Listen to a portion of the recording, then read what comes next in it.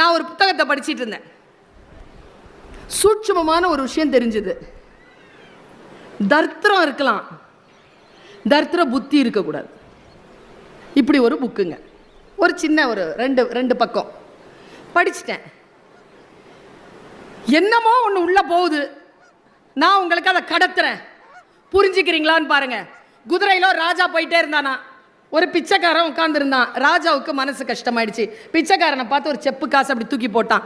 அவன் கேட்ச் பிடிக்கிறத விட்டுட்டான், அது சாக்கடையில் விழுந்துருச்சு. ராஜா கவலையாயிடுச்சு. திரும்பி போட, குதிரையை திரும்பி கொண்டு போடானா. திரும்பி போனால் அவன் சாக்கடையில் கையை போட்டு அந்த செப்பு காசை தேடிட்டு இருக்கான். தேடாத இந்தா வெள்ளிக்காசை வச்சுக்கோன்னு. வெள்ளிக்காசை இந்த கையில் வாங்கிக்கிட்டு மறுபடியும் அந்த செப்பு காசையே சாக்கடையில் தேடுறான். ராஜா சொன்னார், நான் நிறுத்த சொன்னேனே, உனக்கு இது பத்தலையா? இந்த ஒரு தங்க காசு, தங்க காசையும் வாங்கிக்கிட்டு